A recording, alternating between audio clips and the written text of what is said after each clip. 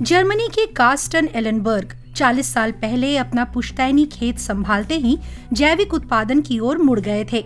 आज वो आलू की करीब 60 पुरानी किस्मों के उत्पादन और साथ संभाल के मशहूर जानकार बन गए हैं।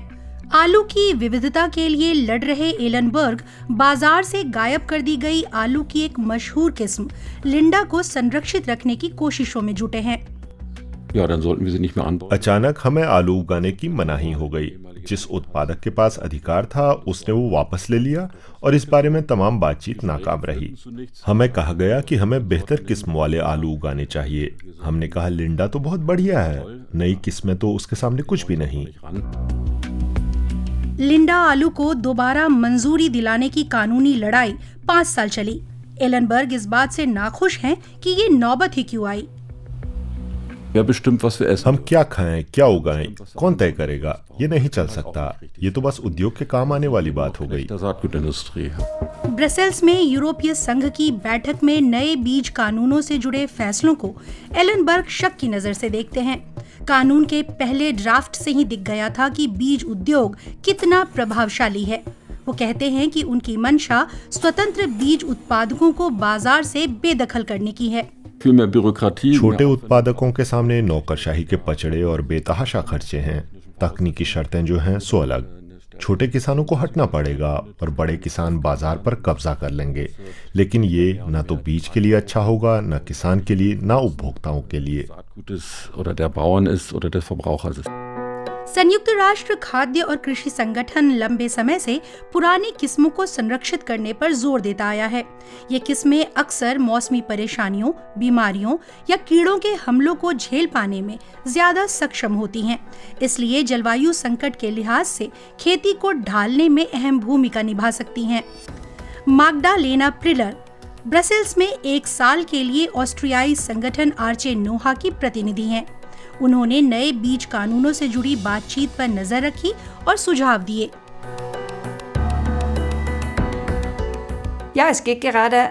भविष्य में हमारी थाली में क्या आएगा, तमाम चीजें उसी से जुड़ी हैं। क्या हम स्वाद, सेहत और विविधता को तवज्जो देंगे या भविष्य की अपनी भोजन आपूर्ति को चंद निगमों के हवाले कर देंगे?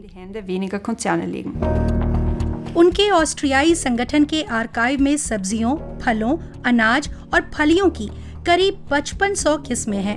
उनके बीज बागवानों और किसानों को उपलब्ध कराए जाते हैं। पिछले साल नए बीज कानूनों पर यूरोपीय संघ आयोग का पहला ड्राफ्ट आते वक्त भी संगठन के विशेषज्ञों के कान खड़े हो गए थे। खेती में विविधता की बात तो हो रही है, लेकिन लगता है हासिल कुछ और है। बीजों और कीटनाशकों के बाजार पर जिन एग्रोकेमिकल कंपनियों का वर्चस्व है, उससे लगता है कि वे बीज कानून से विविधता को हर हाल में खत्म करने पर आमादा हैं। पहले ड्राफ्ट में किसानों को पुरानी किस्मों से बीज के लेन देन या अदला बदली की मनाही रखी गई थी। केवल निजी स्तर पर ही वे हासिल किए जा सकते थे।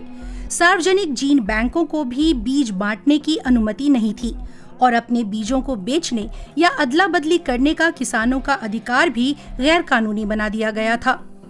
विविधता पर निर्भर कार्स्टन एलेनबर्ग जैसे वित्तीय किसानों के लिए इसके गंभीर नतीजे होते। एक घोटाला होता है जिससे नौकरियां, मुक्त व्यापार, भोजन और बीज खत्म हो जाते और उद्योग की मनमानी हो जाती। फिर कंपनियां ही तय करती हैं कि क्या खाएं। अगर ऐसा कभी हुआ तो किसान के तौर पर मैं खत्म हो जाऊंगा। दुनिया भर में 50% से ज्यादा बीज उत्पादन सिर्फ 4 कंपनियों के हाथों में है। पुरानी किस्मों का बाजार कमोबेश ठप है।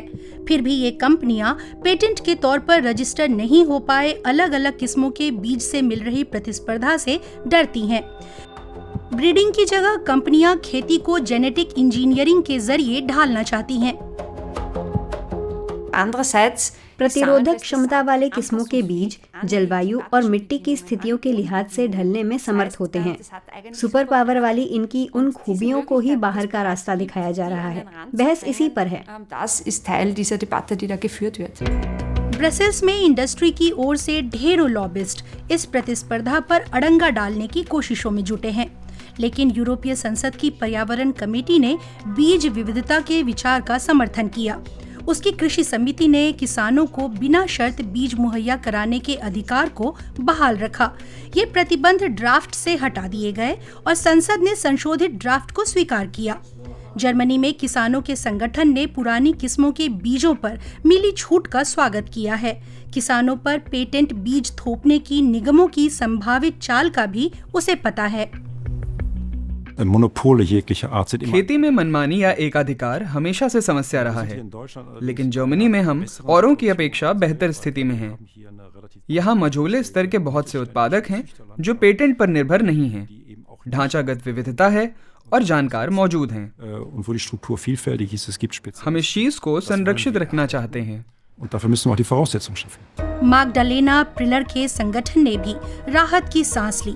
यूरोपीय संसद का फैसला किसानों के बीज की अदला बदली के अधिकार को सुरक्षित रखता है, लेकिन पारंपरिक और स्थानीय किस्मों को बचाने के लिए सबसे ज्यादा जरूरी क्षेत्र पर इंडस्ट्री का दबदबा है और वो है नौकरशाही। स्थितियां बदतर हुई तो छोटे किसानों को बड़े निगमों की तुलना में ज्यादा लाल फीताशाही झेलनी पड़ सकती है। अगर वे बहुत सारी अलग अलग किस्में पैदा करने की कोशिश करेंगे तो उन पर नौकरशाही के नियमों का बोझ लादकर बाजार से बेदखल किया जा सकता है। बीजों के भविष्य पर अंतिम निर्णय ब्रसेल्स में 2025 की बैठक में होगा, लेकिन भविष्य के लिए बेहद जरूरी विविधता के सामने औद्योगिक खेती का खतरा मंडरा रहा है। कार्स्टन एलनबर्ग जैसे पुरानी किस्मों के उत्पादक किसान कहते हैं कि लड़ाई अभी जारी है।